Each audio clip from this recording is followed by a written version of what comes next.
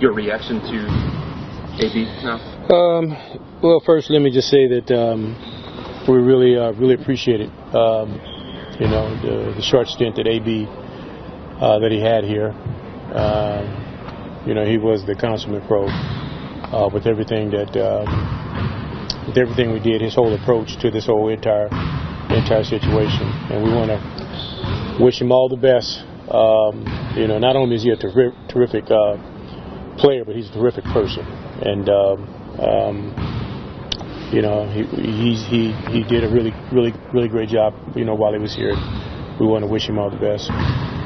What was your question? That was it. That was it. Okay, good. But your reaction to it when you heard?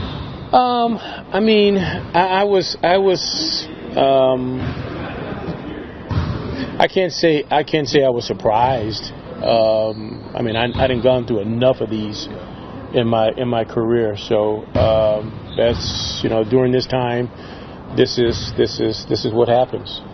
Teams are looking to get better. Teams are looking to improve, and deals are made.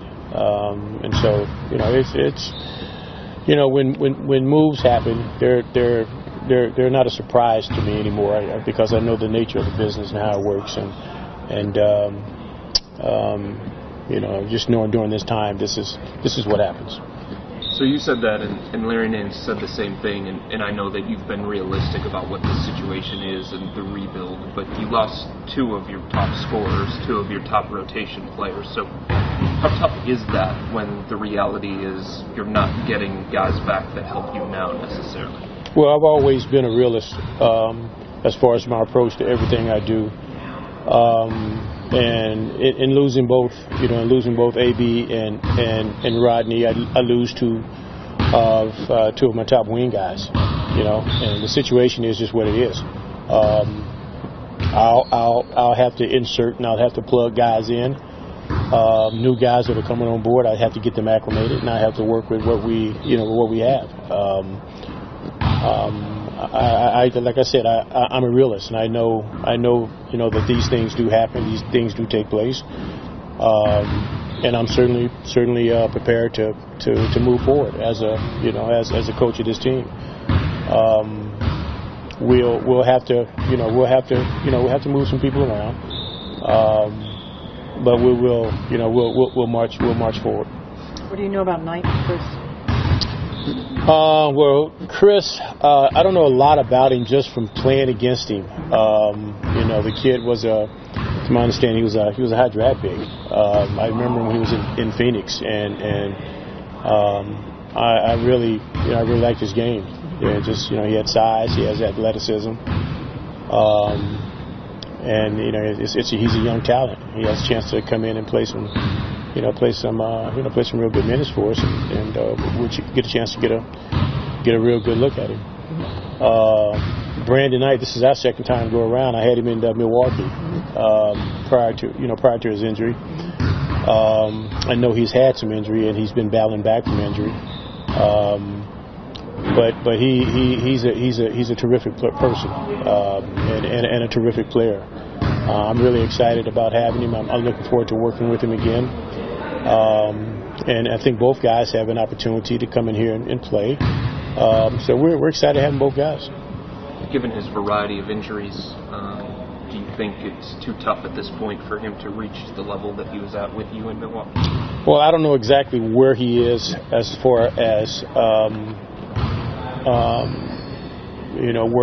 with his injury. I know he's back. He was back playing. When we played Houston down in Houston, he played against us down there. So we'll see once he gets here. From what I'm hearing, he's ready to play, and if he's ready to play, we're certainly gonna have him out there. I know throughout the. Go ahead, Brett. I remember you giving him freedom to be a point guard in Milwaukee. You made him feel comfortable. Is there any doubt in your mind he's more of a 1-2, or is it a combo? I think it's a combo. I think he does enough things as a point guard, to give him that label. He certainly can I know when he was in Milwaukee, he was a terrific scorer, and he still can score the ball. But I always look at him as a combo, and it's nice to have players like that because you can move them off the ball as well. I think that was one of the beauties about having a guy like him. He's small, but he can play the two because he's strong. And so I moved him off the ball quite often, and I'm hoping I'll be able to do that with him here as well. Throughout the year, you've hesitated to put JC in the starting lineup because you like him coming off the bench. Do you have to do that now that you lost JD and Robert? I don't know. I was kind of going through that with the coaches this morning about different scenarios as far as a starting lineup for us. Right now, I have not made a decision on that.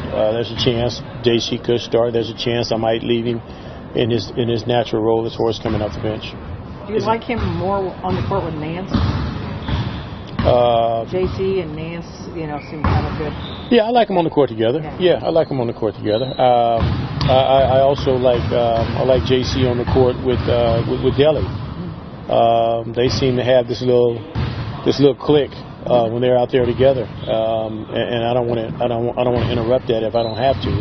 So I'll keep I'll take a look at what the possibilities may be, as far as starting lineup for tomorrow.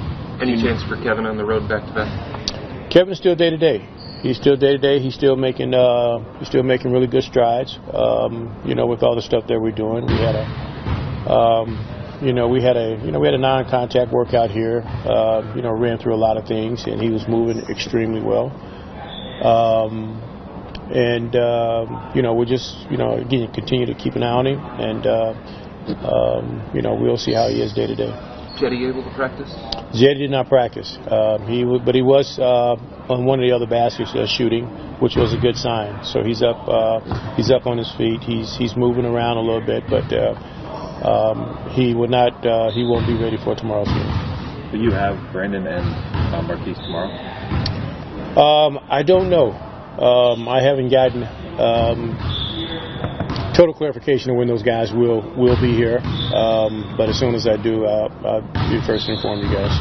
A guy like Marquise, he's fallen off a little bit. He didn't really get the chance to play in Houston. How much does opportunity mean for a guy like that, a 21-year-old kid who's basically not found his way yet? Well, it means a lot. It means a lot. Being a young player, getting an opportunity, means making the most of it.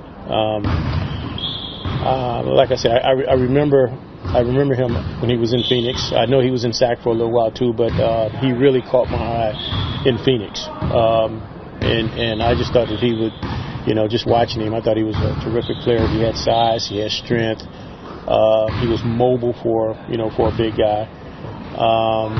And now, I don't know what happened from the time he left Phoenix to going to SAC to getting to Houston, but he's coming into a situation where he'll get an opportunity, and I'm hoping he'll make the most of it. Do you see him as a 4 or 5 or both? I think he's got to be able to play both. Okay. Yeah, I think he'll be able to play both. I think he's mobile enough to where he'll be able to guard some 4s, given what the matchups are.